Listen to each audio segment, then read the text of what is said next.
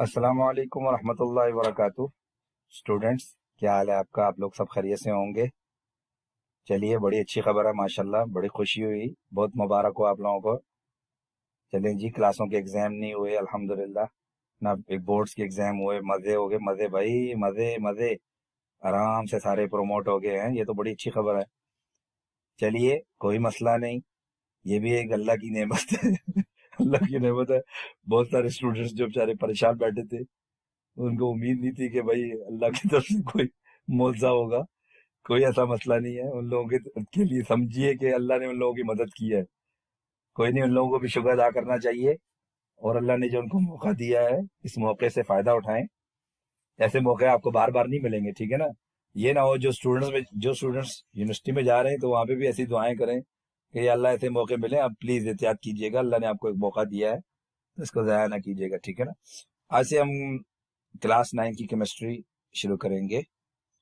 और बेसिकली इससे जो है ना, फेडरल बोर्ड के स्टूडेंट्स के अलावा सारे स्टूडेंट्स इससे फायदा उठा सकते हैं। ये नहीं है कि सिर्फ फेडरल बोर्ड के ही इसके से फायदा उठाएंगे, इससे सारे उठा सकते हैं, क्योंकि हम बेसिकली कॉन्सेप्ट्स पर बात करेंगे।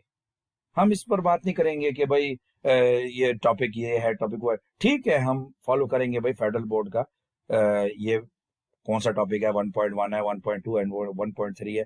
लेकिन बाकी स्टूडेंट से भी मेरी दरख्वास्त है कि आप उसकी तरफ अपना फोकस मत कीजिए कि ये 1.1 यहाँ है तो मेरे यहाँ 1.2 है, तो इससे कोई जमीन पलट जाएगी, आसमान तब्दील हो जाएगा, क्या? कुछ भी नहीं होगा। कॉन्सेप्ट सेम है। हमें तो कॉन्सेप्ट समझना है ना, हमें ये तो नहीं करना कि भाई अगर मिसाल के तौर पर मैटर जो है यहाँ के फेडरल बोर्ड में मैटर है और वहां जा करके कुछ और हो जाएगा, वहां लेटर बन जाएगा। वही चीज रहेगी ना भाई, चीज तो वही, कॉन्सेप्ट तो वही रहेगा। तो आपने कॉन्सेप्ट पर तवज्जो देनी है, ठीक है? तो सबसे पहले हम समझ लेते हैं केमिस्ट्री है क्या। केमिस्ट्री जो है ना, बेसिकली साइंस की एक ब्रांच है, ठीक है? वैसे तो जैसे बहुत सारी ब्रांचें होती हैं, जैसे सुपरमार्केट्स की ब्रांच हैं, इसी तरह शोरूम्स की ब्रांच हैं, इसी तरह कंपनीज की ब्रांच है, इसी तरह ये भी साइंस की एक ब्रांच है जो डील करती है कंपोजिशन, स्ट्रक्चर, प्रॉपर्टीज और रिएक्शंस। रिएक्शंस किसके? मैटर की रिएक्शन से। और इसी को हम कहते हैं केमिस्ट्री, ठीक है? और बेसिकली ये जिंदगी के तमाम एस्पेक्ट्स को डील करती है। कौन डील क्या करती है? केमिस्ट्री, ठीक है? अब जैसे साइंस की वजह से हमें पता है, हमने बहुत तरक्की की है, ये सबको पता है। हमें बहुत सारी फैसिलिटीज जो आजकल अवेलेबल है वो साइंस की वजह से, ठीक है? तो अगर इमेजिन करें कि हमारे पास साइंस ना होती तो आज ना हमारे पास साबुन होते, ना डिटर्जेंट होते, ना इस तरह की बहुत सारी चीजें जो हम इस्तेमाल कर रहे हैं जिसके से हमारी लाइफ आसान हुई है, हम इस काबिल ना होते आज। तो और उसका तस्वर करना भी बड़ा मुश्किल होता। तो आप ये समझ लीजिए कि ये सारी जो नतीजा है, ये सब किसकी मेहनत है? ये जो बड़े बड़े केमिस्ट थे उनकी मेहनतों का नतीजा है कि आज हमारी जिंदगी आसान हुई हुई है। अल्लाह उनका भला करे, जो जिंदा है उनका भला करे, जो फौत हो गया अल्लाह उनकी मग़फ़िरत करे, और किसी पे रहम करे, और किसी जो जो जिसका जो है होना है उसका आखिरत में जो जो है और जैसे भी है अल्लाह उसकी आसानी करे। अच्छा, हमें ये भी पता है कि जब साइंस ने तरक्की की तो नुकसान भी बहुत हुए। आप देख लें, इसकी वजह से पोल्यूशन बहुत बड़ी है। बहुत से जहरीले मादे जो हैं वो हमारी फजा में शामिल हो गए, हमारे पानी में शामिल हो गए। इसके अलावा आपने ये भी देखा होगा, अगर इसके फायदे की तरफ आया जाए तो कोई बात नहीं। अगर हम इसको केमिस्ट्री को सही तरीके से यूज करें तो हम इसको अपनी हेल्थ इंडस्ट्री में यूज कर सकते हैं। इससे हम अपने माहौल को बेहतर बनाने में यूज कर सकते हैं। इसके अलावा हमने अगर हमारे जो मिनरल रिसोर्सेज हैं अगर उनको तलाश करने का अमल अपनाएं केमिस्ट्री के जरिए तो हमारे लिए बहुत आसानियां हो सकती हैं। सबसे पहले हम केमिस्ट्री की ब्रांचेस पे बात करेंगे। हम आ जाते हैं ब्रांचेस ऑफ केमिस्ट्री। स्टूडेंट, सबसे पहले तो मेरी आपसे रिक्वेस्ट है कि केमिस्ट्री को अपने सर पर मत सवार कीजिए। अगर आपने इसको सर पर सवार कर लिया और अभी आपकी ये स्टार्टिंग है, क्लास 9th है, और अगर आपने इसको सर पर सवार कर लिया, यकीन कीजिए आपका इस पर आपका दिल नहीं लगेगा। इसमें तवज्जो लेके, दिलचस्पी लेकर के। और मैं आपको एक और बात बताऊं, हमेशा आपका काम होना चाहिए मेहनत करना। मेहनत करना आपका काम है। आपका काम नतीजा लेना नहीं है। नतीजा अल्लाह के हाथ में है। ये माना मैंने कि भाई जो मेहनत करता है वही इंसान को मिलता है। लेकिन मेहनत करने के बाद जो नतीजा मिला उस पर डिप्रेशन नहीं होना चाहिए, उस पर परेशान नहीं होना चाहिए, उस पर अल्लाह पे भरोसा करना चाहिए। अल्लाह, आपका दिल अंदर से मुतमईन होना चाहिए, हाँ भाई मैंने मेहनत की। ये सोच करके कि हाँ भाई इतनी मेहनत की, नतीजा नहीं मिला, कोई बात नहीं, कुछ कोई फर्क नहीं पड़ता, दुनिया खत्म नहीं हो जाती। बहुत सारे लोग हैं जिन्होंने, अल्लाह माफ करे, झंडे गाड़ दिए तालीम के मैदान में, क्या मिला? कुछ भी नहीं मिला बेचारों को, वैसे ही बैठे। बहुत सारे लोग हैं, उन्होंने पता नहीं क्या क्या करने की कोशिश की, अल्लाह माफ करे, हर तरीके से अपनाया, कोई नाजायज तरीके से दौलत बनाई, किसी ने क्या किया क्या किया, कुछ नहीं मिलता। बस टेंशन नहीं लेनी, अपने आप को रिलैक्स रखना है, ठीक है, बिल्कुल कूल। अच्छा, ये बात है कि भाई जिस दुनिया में हम रहते हैं वो पूरी केमिकल से भरी हुई है, ये तो हकीकत है। हम सब जो हैं, हम, आप सारे, हम बेसिकली लिविंग ऑर्गेनिजम्स पर जो है ना डिपेंड करते हैं, और हमें जिंदा रहने के लिए जाहिर सी बात है पानी भी चाहिए, ऑक्सीजन भी चाहिए, जाहिर सी बात है क्यों नहीं चाहिए, और कार्बन डाइऑक्साइड भी जरूरत है। इसलिए अभी हम कोशिश करेंगे कि जो केमिस्ट्री की, जो अब तो पहले तो केमिस्ट्री के बारे में बताया था, केमिस्ट्री एक शाख है साइंस की, ठीक है। अब हम बात करेंगे केमिस्ट्री से भी कुछ शाखें निकलती हैं, वैसे तो बहुत शाखें, लेकिन कुछ शाखें निकलती हैं जिनको हम डिस्कस करने की कोशिश करेंगे, ठीक है। सबसे पहले हम बात करेंगे फिजिकल केमिस्ट्री पे। समझ लीजिए, बस समझना इंपॉर्टेंट है, बाकी समझ के अपनी मेहनत करना इंपॉर्टेंट है। समझ करके मेहनत करके नतीजा मिले तो शुक्र अदा कीजिए, समझ कर मेहनत करके नतीजा ना भी मिले तो भी शुक्र अदा कर दीजिए। अल्लाह ने जो लिखा होगा आपके अपने बेहतर है वही आपको मिलेगा। ज्यादा टेंशन लेने की जरूरत नहीं है कि यार वो क्यों नहीं नतीजा मिला, ऐसा क्या हो गया, ऐसा क्यों नहीं मिला, मैंने तो बड़ी मेहनत की, मैंने तो दिन रात पढ़ता रहा, कुछ फर्क नहीं पड़ता। अपनी मेहनत करते जाइए, बस मेहनत ज्यादा डालिए, दिस इज इंपॉर्टेंट। और अपने आप से मुकाबला कीजिए, अपने दोस्त से मुकाबला मत कीजिए, अपनी सोसाइटी से मुकाबला मत कीजिए, टेंशन मत लीजिए, स्ट्रेस मत लीजिए। जो आपने अपनी मेहनत से आपको मिला है उसी पे शुक्र अदा कीजिए। स्टूडेंट्स, ये बहुत इंपॉर्टेंट है। आज स्टूडेंट्स ये नहीं समझते। स्टूडेंट्स की सारी तवज्जो जो है ना बस फिजूल में, बस मेरे दोस्त कितने नंबर आए, क्यों आए भाई, मेरे क्यों नहीं आए, भाई कोई टेंशन नहीं, कोई कुछ नहीं होता। अपनी मेहनत आपने इतनी की है, आपने अपनी सलाहियतें इस्तेमाल की है, अपनी मेहनत इस्तेमाल की है, उस पे जो आपको नतीजा मिला बस उसी पे शुक्र अदा कीजिए, ज्यादा टेंशन लेने की जरूरत नहीं है, ठीक है। अच्छा, फिजिकल केमिस्ट्री पे बात करते हैं।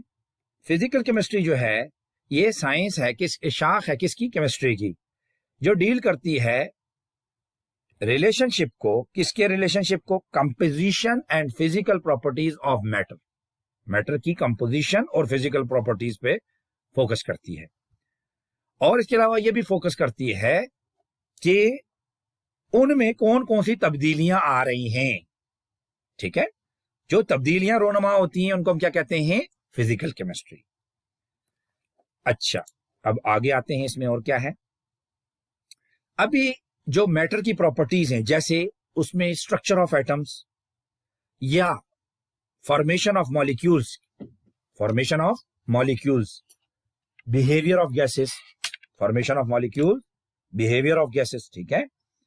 इसके अलावा यह भी हमें जानना है कि लिक्विड एंड सॉलिड्स, लिक्विड किसे कहते हैं, माया, सॉलिड कहते हैं ठोस चीजें, और उनको स्टडी करना कि किस तरह मुख्तलिफ दर्जा हरारत का या किस तरह टेम्परेचर असर करता है, या किस तरह रेडिएशन असर करती हैं, किस पर, मैटर पर। क्या हुआ, हमने क्या सीखा, फिजिकल केमिस्ट्री क्या है बेसिकली, इसमें हम बेसिकली स्टडी करते हैं, या ये ऐसी केमिस्ट्री की शाख है जो डील करती है किसको, relationship between composition and physical properties, किसकी, मैटर की। इसके अलावा ये भी पढ़ा जाता है कि प्रॉपर्टीज कौन कौन सी हैं, कि भाई स्ट्रक्चर ऑफ एटम क्या है इसमें, इसके अंदर फॉर्मेशन ऑफ मॉलिक्यूल्स कैसे हुई हुई है, गैसेस का बिहेवियर कैसे है, लिक्विड्स एंड सॉलिड्स, और ये स्टडी करना कि किस तरह मुख्तलिफ किस्म के दर्जा हरारत और रेडिएशंस मैटर पर असरअंदाज हो रही हैं। ये हमारी फिजिकल केमिस्ट्री हो गई। अच्छा, अब हमारी अगली आती है ऑर्गेनिक केमिस्ट्री।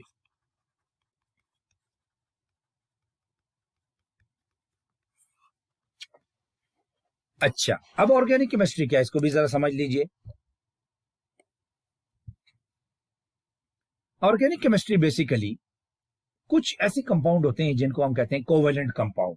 क्या कहते हैं हम उनको, कोवेलेंट कंपाउंड।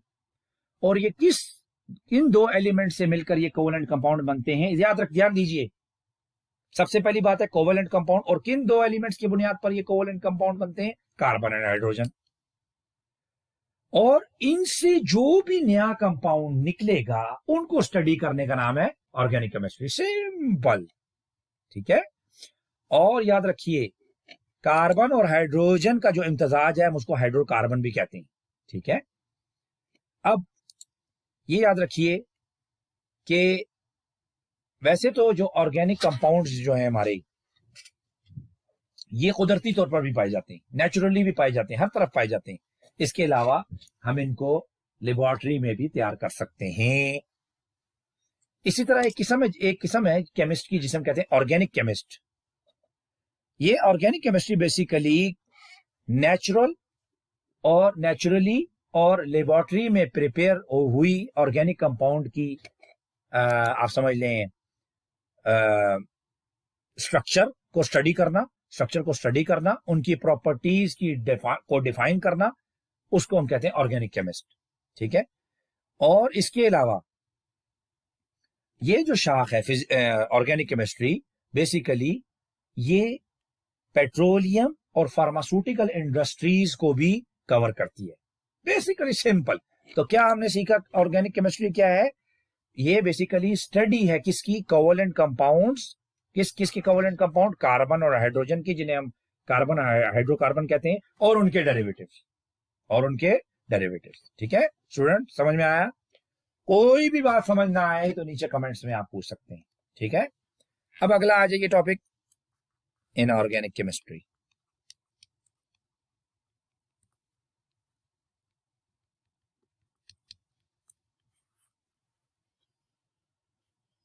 ला इलाहा इल्लल्लाह मुहम्मद रसूलुल्लाह। चलिए, इनऑर्गेनिक केमिस्ट्री क्या है बेसिकली, इसको समझ लेते हैं। देखिए स्टूडेंट्स, तो मैंने आपको बार बार, जैसे मैं आपसे गुजारिश कर रहा हूँ, आप लोग पहली दफा आए, मतलब पहली दफा ही सी बात आता है बंदा को, दूसरी तो थोड़ी आता है। हाँ, ये उसकी मर्जी है कि अब उसने क्लास 9 में कितना वक्त गुजारना है, लेकिन आता तो मतलब पीछे से कितनी दफा धक्के खा के आया, लेकिन दाखिल तो पहली दफा ही हुआ है। अब बात यह है कि इनऑर्गेनिक केमिस्ट्री के बारे में हम जानते हैं कि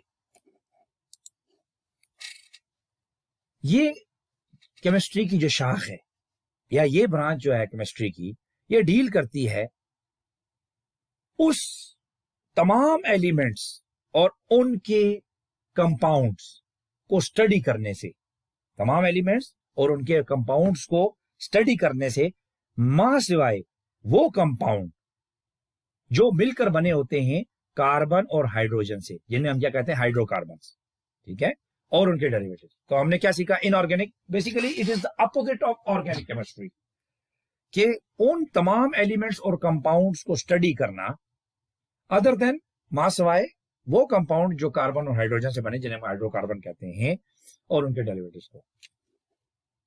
अच्छा, इसकी एप्लीकेशन क्या है? ये जो ब्रांच है केमिस्ट्री की, या ध्यान दीजिए, इसकी हर जगह एप्लीकेशन है, हर जगह इसका इस्तेमाल है। और केमिकल इंडस्ट्री के अलावा हर फील्ड में, मसलन मिसाल क्या है? जैसे glass manufacturing industries, cement industries, ceramics और मेटलर्जी, जिसे हम कहते हैं extraction of metal ores, extraction of metals from its ores, ठीक है। अब अगली फील्ड में आ जाते हैं, बायोकेमिस्ट्री।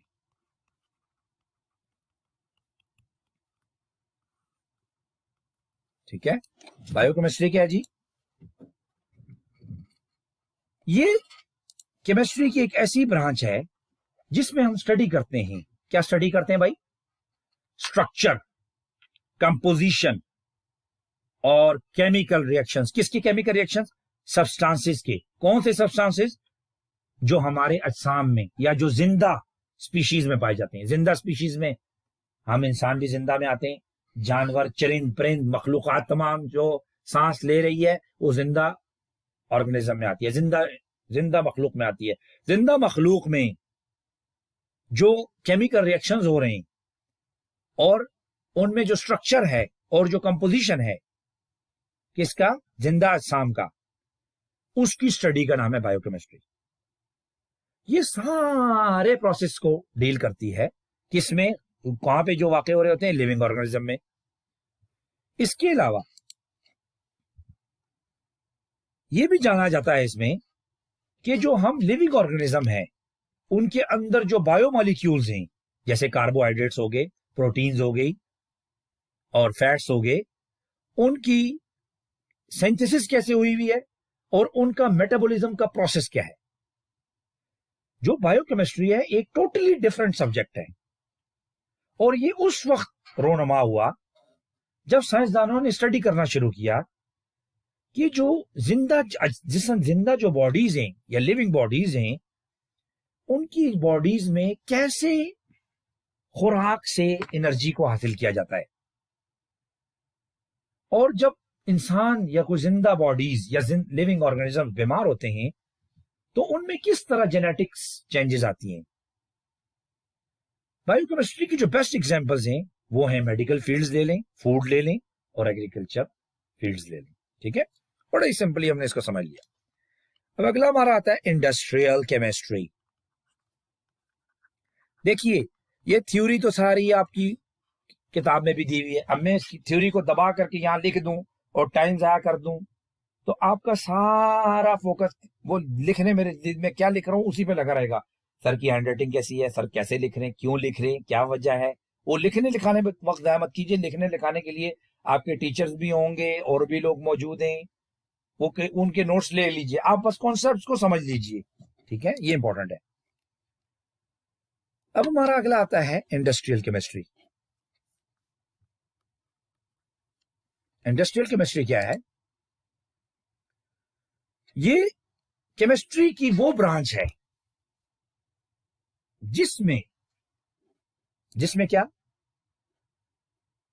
जिसमें यह डील किया जाता है कि किस तरह जो हमारे केमिकल कंपाउंड्स हैं उनको मैन्युफैक्चर किया जाए या उनको बनाया जाए, किधर, बड़े पैमाने पर, ताकि उनको कमर्शियली यूज किया जा सके, ताकि उनको बेचा जा सके, ताकि उनको बना करके पूरी दुनिया को एक्सपोर्ट किया जा सके या लोकल डिस्ट्रीब्यूट किया जा सके।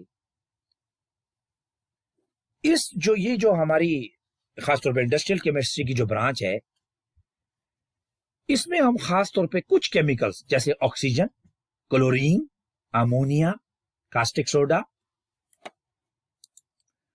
और नाइट्रिक एसिड और सल्फ्यूरिक एसिड, इसमें खास तौर पर बड़े पैमाने पर इंडस्ट्रियली इन तमाम केमिकल्स की प्रोडक्शन की जाती है, जिसमें oxygen, chlorine, ammonia, caustic soda, nitric acid, sulphuric acid. ठीक है, अब क्यों इनकी, अब सवाल ये पैदा होता है कि भाई इन्हीं की क्यों की जाती है, इन्हीं की क्यों मैन्युफैक्चरिंग की जाती है, और खास तौर पर इन्हीं की क्यों, इसलिए कि ये जो केमिकल्स हैं इनका दूसरी सनतों में बहुत इस्तेमाल होता है, जैसे एग्रीकल्चर, सोप इंडस्ट्रीज और पेंट इंडस्ट्रीज और पेपर मैन्युफैक्चरिंग में। इसलिए खास तौर पर इन केमिकल्स की तैयारी में इंडस्ट्रियल कमर्शियल या इंडस्ट्रियल प्रिपरेशन में बहुत तवज्जो दी जाती है, और इसीलिए इनकी आपको बहुत सारी इंडस्ट्रीज मिल जाएंगी। तो हमने क्या सीखा भी इंडस्ट्रियल केमिस्ट्री के बारे में। अब आगे आ जाते हैं न्यूक्लियर केमिस्ट्री। अगेन स्टूडेंट्स, मेरी आपसे रिक्वेस्ट है कि हमें जो है बेसिकली तवज्जो देनी है कॉन्सेप्ट पर। अगर आपको कॉन्सेप्ट समझ में आ जाए, और कोशिश किया करें, अगर आप याद करना चाहते हैं ना किसी चीज को, जो मैं आपको एक्सप्लेनेशन दे रहा हूं आप उसको मैच करें अपनी जो आपको थ्योरी दी हुई है आपके कोर्स में, उससे मैच करने की कोशिश करें। तो वो खुद ही उसके सेंटेंस बनाने की कोशिश करें, खुद ही सोचें कि अगर मेरे सामने इंडस्ट्रियल का नाम आएगा तो मैं किस तरह क्या लिखूंगा, मेरे सामने फिजिकल केमिस्ट्री का नाम आएगा तो मैंने क्या लिखना है, और इनऑर्गेनिक केमिस्ट्री का नाम आएगा तो मैंने क्या लिखा। खुद से जब अपने लफ्जों में लिखने की कोशिश करेंगे तो आपको वो ना सिर्फ टॉपिक समझ में आएगा बल्कि आपको आसानी भी हो जाएगी। आसानी क्या हो जाएगी आपको, आसानी आपको ये हो जानी है कि आपको आसानी से याद हो जाएगा। एग्जाम में आप पे स्ट्रेस कम होता जाएगा। कहते हैं ना, जैसे हम जाते हैं किसी जगह और हमें जब किसी चीज के बारे में पता होता है तो हम खुल के बताते हैं। जैसे कोई फिल्म देख ली होती है ना, तो सुबह उठ के पूरी स्टोरी सुना देते हैं दोस्तों को, यार ये फिल्म देखी थी, उसमें ये हुआ था, हीरो ने ये किया था, साथ ने ये किया था, बहू ने ये किया था, वो ऐसे हो गया। भाई इसी तरह जब आप ये समझ लेंगे और जब आप एग्जाम में जाएंगे तो ये आपके जहन में कॉन्सेप्ट बन के बैठ जाएगा। आपको पता होगा मैं फ्लुएंटली आपने क्या लिखा है उसको लिखिए एग्जाम में, खाली कुछ मत छोड़िए। जो इवन जो आपको कुछ नहीं भी पता उसके बारे में भी अपनी राय दे दीजिए। समझ रहे ना? न्यूक्लियर केमिस्ट्री बेसिकली केमिस्ट्री की वो ब्रांच है जिसमें डील किया जाता है रेडियो एक्टिविटी को, न्यूक्लियर प्रोसेसेस को और उनकी प्रॉपर्टीज को। न्यूक्लियर केमिस्ट्री वो कौन सी केमिस्ट्री है जिसमें किसमें डील करते हैं हम? रेडियो एक्टिविटी को, न्यूक्लियर प्रोसेसेस को और उनकी प्रॉपर्टीज को। ठीक है। इस ब्रांच का जो मेन प्रॉब्लम है ना, जो मेन कंसर्न है कि वो है एटॉमिक एनर्जी और उसका इस्तेमाल। उसका कहां पे इस्तेमाल? रोजमर्रा की जिंदगी में इस्तेमाल। इसके अलावा इस फील्ड में हम ये भी स्टडी करते हैं उन केमिकल इफेक्ट्स के बारे में जो रिजल्ट हैं जब एनिमल्स, प्लांट्स या अदर मटेरियल्स जब रेडिएशंस को ऑब्जॉर्व करते हैं, तो हम स्टडी करते हैं कि भाई कौन कौन से केमिकल इफेक्ट्स हो रहे हैं इन रेडिएशंस के नतीजे में। ठीक है। अब इस शाख को या इस ब्रांच को हम मेडिकल फील्ड, रेडियोथेरापी, फूड को कैसे महफूज किया जाए और न्यूक्लियर रिएक्टर्स में किस तरह बिजली पैदा की जाए या न्यूक्लियर रिएक्टर्स को किस तरह इलेक्ट्रिसिटी जनरेट करने के लिए पैदा इस्तेमाल किया जाए, इसमें हम ये भी स्टडी करते हैं। इसमें हमारी इंटरेस्ट ज्यादातर इन फील्ड्स में भी है और यकीनन बहुत फायदा हो रहा है। अब अगली हमारी है एनवायरमेंटल केमिस्ट्री। एनवायरमेंटल, वायरन बोलने की जरूरत नहीं है, एनवायरमेंटल केमिस्ट्री।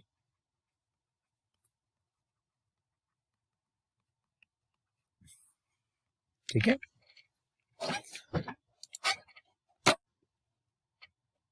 ये एक ऐसी ब्रांच है केमिस्ट्री की। किसकी ब्रांच है? केमिस्ट्री। जैसे पता है केमिस्ट्री पढ़ रहे हैं तो केमिस्ट्री की ब्रांच होगी, फिजिक्स मैथ्स की तो ब्रांच है नहीं, जिसमें हम ये स्टडी करने की कोशिश कर रहे हैं किसके बारे में? कंपोनेंट्स। किसके कंपोनेंट्स? एनवायरनमेंट के कंपोनेंट्स और उनके असरात। किस पर असरात? किसके असरात? ह्यूमन एक्टिविटीज के असरात किस पर? एनवायरनमेंट पे। हम इस शाख में या इस ब्रांच में हम ये स्टडी करने की कोशिश करते हैं एनवायरनमेंट में कि एनवायरनमेंट के कंपोनेंट्स और हमारी जिंदगियों के असरात या जो हम एक्टिविटीज कर रहे हैं उनके असरात किस तरह रोनुमा हो रहे हैं। किस पर? एनवायरनमेंट पे। ये केमिस्ट्री जो है ये दूसरी केमिस्ट्री की ब्रांचों से भी किसी ना किसी तरीके से जुड़ी हुई है, जैसे बायोलॉजी हो गई, जियोलॉजी हो गई, इकोलॉजी हो गई, सॉइल और वाटर।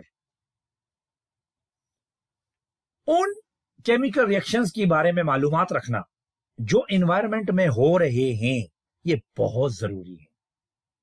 जब तक हमें इनकी मालूमात नहीं होंगी उस वक्त तक हमें पता नहीं चलेगा कि किस तरह हम अपनी हवाई यानी कि हमारे एनवायरनमेंट में जो आलूदगी हो रही है उसको हम मिनिमाइज कर सकते हैं, कम कर सकते हैं और किस तरह फर्दर हमारी एनवायरनमेंट को पोल्यूट होने से रोका जा सकता है। अब अगली आ जाते हैं एनालिटिकल केमिस्ट्री।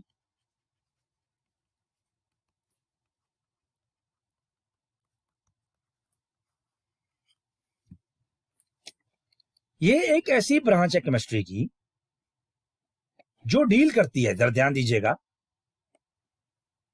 जिसमें हम ये कोशिश करते हैं कि हम मुख्तलिफ अज्जा को यानी कि जो हमारे सामने कोई भी चीज पड़ी हो उसको हम किस तरह सेपरेट करके सेपरेट पीस बाय पीस हम उसका एनालिसिस कर सकें और हम ये जान सकें कि इस के क्या कंपोनेंट्स हैं। ठीक है।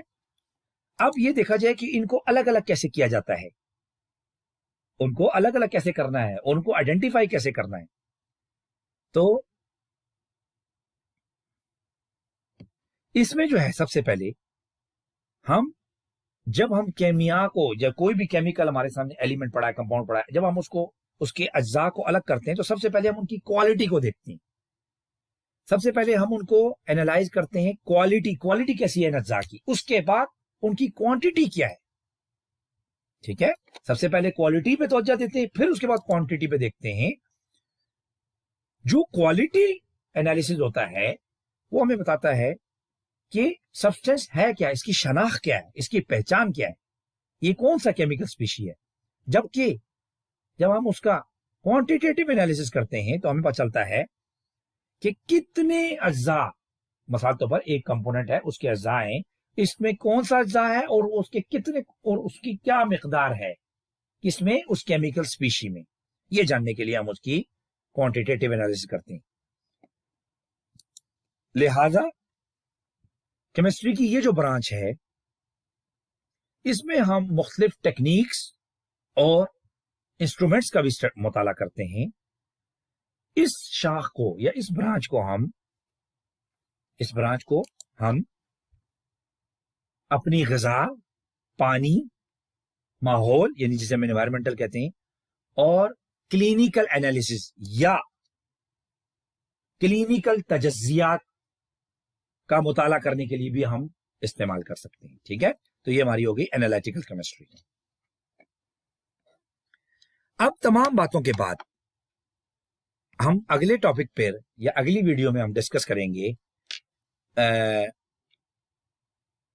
बेसिक डेफिनेशंस डिस्कस करेंगे। ठीक है स्टूडेंट्स, बेसिक डेफिनेशंस डिस्कस करेंगे, और बेसिक डेफिनेशंस में हमारे पास एलिमेंट होगा, कंपाउंड होगा, मिक्सचर होगा, एटॉमिक नंबर, मास नंबर वगैरह वगैरह वगैरह वगैरह, वो हम आहिस्ता आहिस्ता डिस्कस करेंगे। इतना टाइम अभी से टेंशन लेने की जरूरत नहीं है।